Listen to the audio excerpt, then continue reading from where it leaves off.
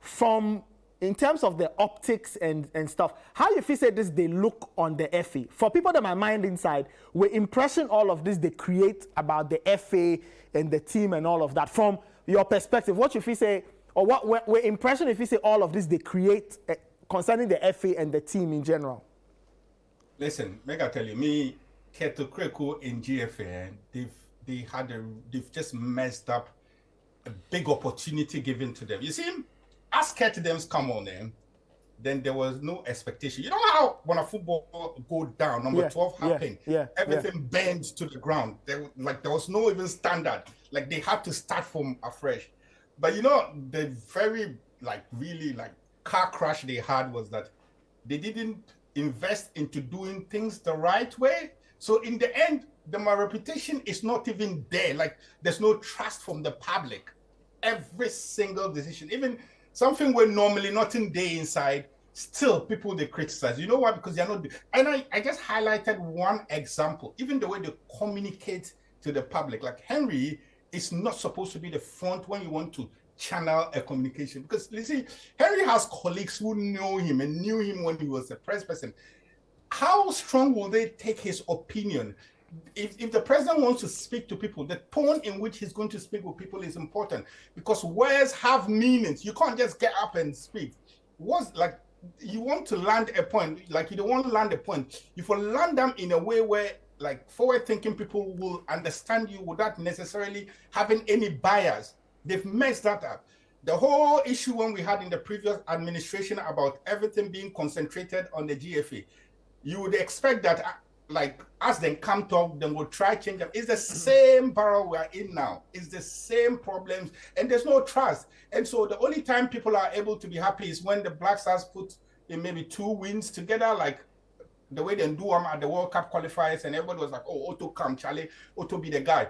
As the results they deep now, the FA president, they go communicate with the team. And even though he has the right to do it, watch the tone in which he was speaking and how it landed within Ghanaians. That's where the problem is.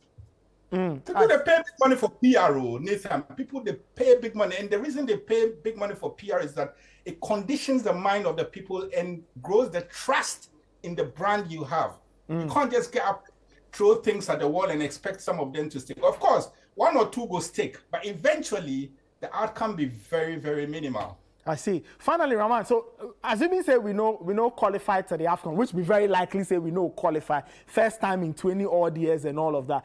What for be Otto ADDO in future? Make they sack him or make they keep him on because the qualifiers for the World Cup go resume next year? Listen, my answer to that is, make I tell you something. The time the AFCON be 16 teams, Ghana, then we know they sweat qualify. 16 teams. So yeah. Right now, they expand them to 24. We they talk about if a manager no qualify, make it stay. If they stay, do what? Like all these things for day in contract inside. So like if you can't go to, that's the bare minimum. If you can't go to the AFCON, why for day? To do what? What's the job? Like you can't qualify to the AFCON. We could qualify to the AFCON when you close here. The last time we not qualified for AFCON was like maybe 2004. That time them Kudusi chop like 4 years or something. See Mohamed Kudusi right now. So for me, it's not a discussion. He's got to find a way of qualifying. Or like he literally, like what's he staying on for? Like that's standards. That's the same point I'm talking about. What's the standard? I see. So for you, the verdict be very unanimous. If we no qualify, make the come out, Otto ADDO, make the sack. Make it not come out in body. Make it not come out in body. Not go come out in body because that's standard. Like Nathan, if you can host a show at Citi FM, you can produce a show at Citi FM, you must well resign from your job and go and look for another job where you can do. It's not like a gift, it's work. You need to work, you need to be able. That's why you have to go through an interview and then they see you're qualified for it. So if you don't meet the standard, why do you stay on?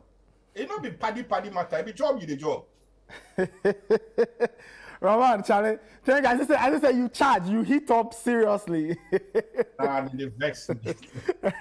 I don't feel imagine because I just say you there, you know, you keep one eye on your country's nationals or your country team. They hope say they go qualify, see the board and they play. Everything make basa. It's a Morocco, they beat rough. Morocco, they beat literally. Like how say Ghana, the best, like we've won this 4 times. And 24 African countries got away with no qualify. If we're being honest ourselves, like it's an unpardonable mistake. You can't make such mistakes. Don't dare be true. Rahman, Charlie, thank you so much for your time. We wish you well. I don't know, maybe we go meet for the Morocco there. If I get money, we go meet for Morocco. We go enjoy the AFCON as neutrals. All right, bro, Charlie, take care. Thank you so much. That be Rahman Osman, Ghanaian journalist today, londonworld.com. That be where it is job for London, one a former colleague for Citi FM. This be Football Made in Ghana for Channel 1 TV. We go take some breaks so the boys go cool down. Then when we come back, we go wrap up the conversation on the Black Stars. Then we'll talk Ghana Premier League. Phobia Star move up the